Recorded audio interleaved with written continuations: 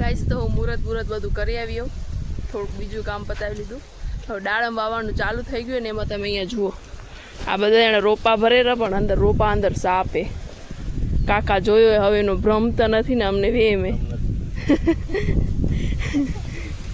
અંદર સાપે તો એ બધા આવી રીતે મંડ્યા પડ્યા હે. મને તો બીક લાગે રી. ભાગી ગયો એ ક્યાંક પણ હે આટલામાં જ છે, આટલામાં જ ક્યાંક ભાગીને અંદર જ. કેવો હતો? બ્લેક હતો કે વ્હાઈટ હતો? ભૂરો તો આ જમીનમાં ના દેખાય. ભૂરો સાપ આય તો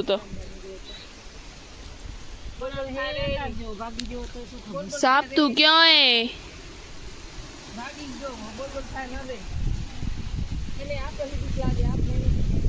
અને તમે વાતાવરણ જુઓ ખાલી.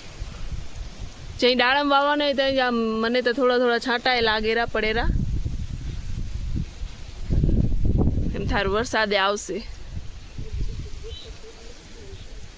પણ આમાં એક સાપ ને એક મોટી ઓલી છે તો આટલો વેત જેટલો જ પણ છે અંદર. હું એને ગોતવાની ટ્રાય કરું. કાકા તો યાને સાપના કાકા એવું લાગેલું. જો તો કેમ કરીને કાઢેરા.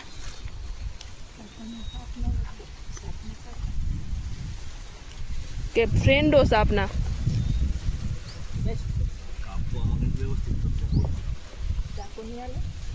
અહીંયાથી કેરેટ ભરીને આપે જે મુહૂર્ત કર્યું ને એ કને રોપા વવાશે.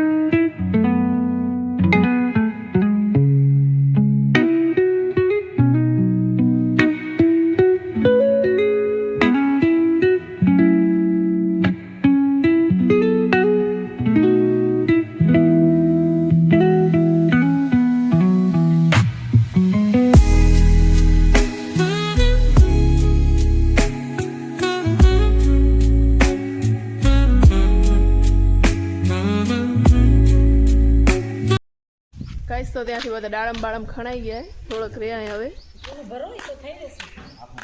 થોડોક બાકી હવે. નનકો બાકી, નનકા રોપા બાકી, બીજા બધા ખણાઈ ગયા. હવે અહીંયા કન થારું ખાતરની સેટિંગ. કેટલા ગ્રામ નાખવાનું હે? 50 ગ્રામ નાખવાનું હોય તો એના ડબલું ગોતે રહો. અરે આમાં નાખો રા તમે.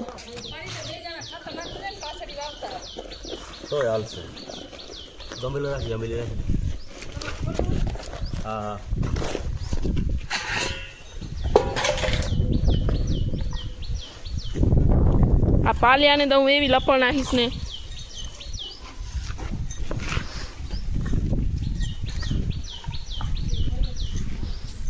તો આ મમ્મી પપ્પા ને કાકા ઢાંકડાની સેટિંગ કરते हुए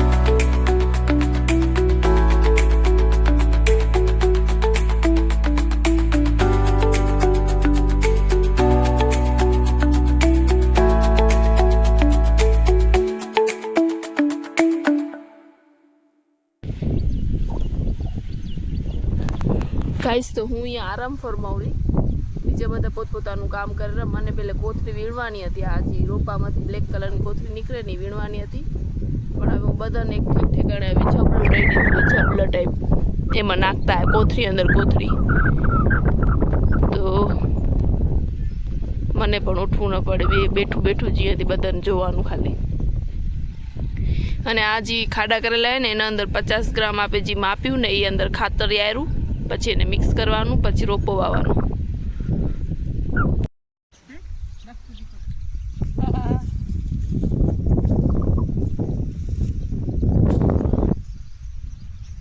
ગાઈસ તો અહીંયા હવે 4 જણા થયા દાડમ વાવવાવાળા, તો જરી કામ સ્પીડમાં થાય. મને લાગતું ન કહું કરશે નહીં, મને લાગવું પડશે ભેગું. પણ હવે કાકી આવી ગયો, કાકાના બોલતા નથી છેલ્લે રહી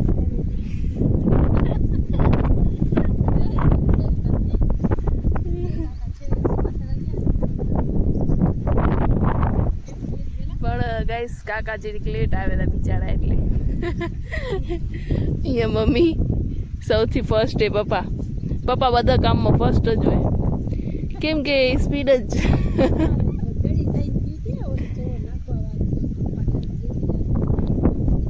હા એટલે પપ્પાને ખાડા તૈયાર કરીને રેડી ગયા હતા, ખાડામાં ખાતર નાખેલું રેડી ગયું હતું. પેલે તો આ મંડે હતા, પોતે ખાતર નાખે, પોતે રોપો નાખે, હાલે જ છાપો આવશે એ હાલે જ, પણ જરીક ટાઈમ લાગે એમાં.